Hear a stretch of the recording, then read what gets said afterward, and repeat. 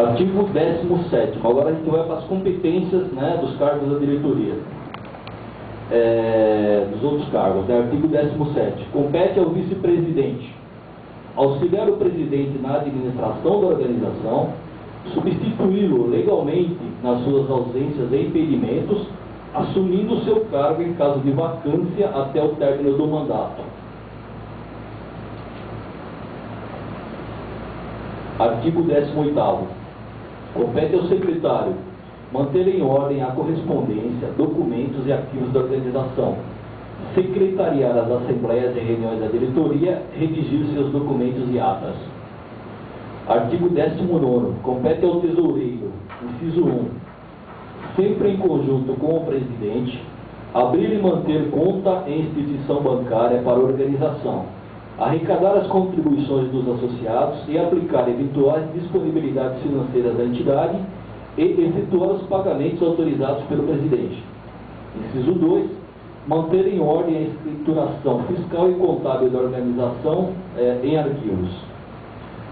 Do Conselho Fiscal do MSM. Artigo 20º.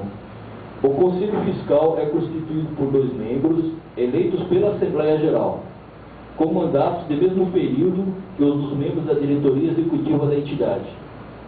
Artigo 21. Compete ao Conselho Fiscal, inciso 1, exercer sistemática e permanente fiscalização das atividades e operações da organização, através do exame dos balancetes, do balanço anual e dos livros e documentos a eles referentes.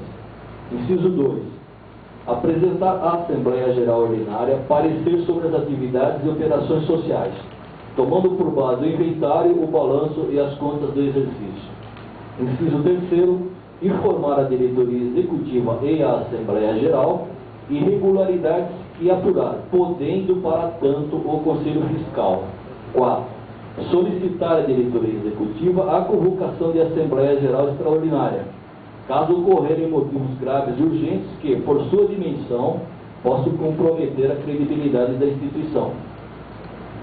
Parágrafo único. Para o exame das contas com vistas à emissão de parecer a ser submetido à Assembleia Geral Ordinária ou Extraordinária, o Conselho Fiscal poderá valer-se do assessoramento de contador legalmente habilitado e capacitado, observada a existência de disponibilidade financeira da organização. Essa previsão aqui também, pessoal, tendo em vista o desenvolvimento das atividades da organização, do vulto que a questão tome. Então é necessário ter um suporte, né, fora do quadro da diretoria executiva, porque aqui todo mundo, né, são profissionais liberais ou são pessoas que desempenham funções, atividades profissionais, né, para não sobrecarregar demais os membros, né, e manter um controle adequado. Então existem essas previsões que serão exercidas havendo a necessidade, tá certo?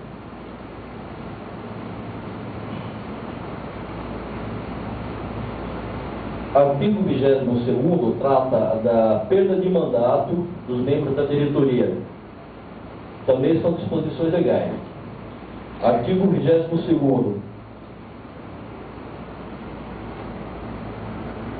A perda da qualidade de membro da diretoria executiva ou do Conselho Fiscal será determinada pela Assembleia Geral, sendo admissível somente havendo justa causa, assim reconhecida em procedimento disciplinar quando ficar comprovado: 1. Malversação ou dilapidação do patrimônio social da entidade. 2. Grave violação desse estatuto. 3. Abandono do cargo, assim considerada a ausência não justificada em 3 reuniões ordinárias consecutivas, sem expressa comunicação dos motivos da ausência à Secretaria da Associação. 4. Aceitação de cargo ou função incompatível com o exercício do cargo que exerce na associação. 5º, conduta duvidosa.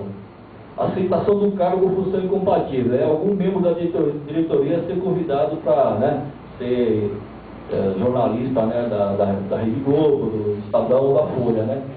Vai ser difícil compatibilizar, né? A gente sabe, né? A gente faz essas colocações, né, pessoal? Mas a gente sabe que dentro desses órgãos tem a maior parte dos profissionais tem um procedimento ético, né, correto. mas eles estão dentro de uma relação de emprego, né? E a gente sabe como que isso funciona, né? Infelizmente, né? Mas a questão da mídia é muito delicada, porque tem que ter imparcialidade, né? É por isso que a gente luta, né? Então, ainda da perda do mandato, o parágrafo 1º. Definida a justa causa, o diretor ou conselheiro será comunicado através de notificação extrajudicial dos fatos a ele imputados, para que apresente sua defesa prévia à diretoria executiva no prazo de 20 dias contados do recebimento da comunicação.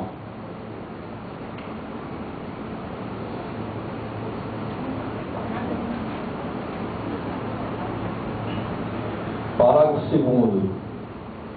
Após o decurso do prazo descrito no parágrafo anterior, independentemente da apresentação de defesa, a representação será submetida à Assembleia Geral Extraordinária, devidamente convocada para esse fim, composta de associados contribuintes em dia com suas obrigações sociais, não podendo ela deliberar sem voto concorde de 2/3 dos presentes, sendo em primeira chamada com a maioria absoluta dos associados, em segunda chamada, 1 hora após a primeira, com qualquer número de associados, onde será garantido o amplo direito de defesa.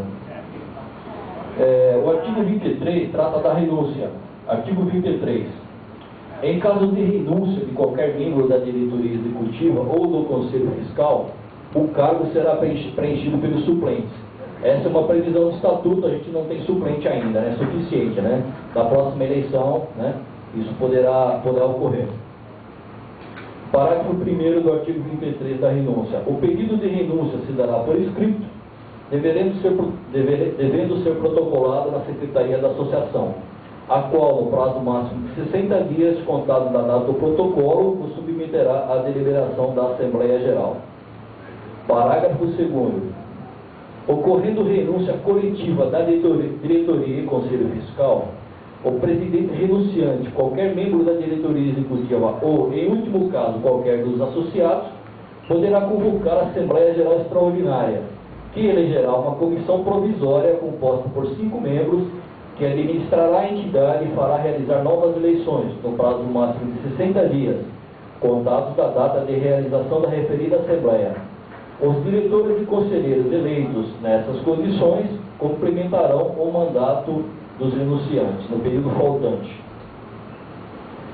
Artigo 24º, trata da remuneração dos membros da diretoria executiva. Artigo 24º, os membros da diretoria executiva e do Conselho Fiscal não receberão nenhum tipo de remuneração de qualquer espécie ou natureza, pelas atividades exercidas na associação. Artigo 25º trata do patrimônio e fontes de recursos do movimento. Artigo 25.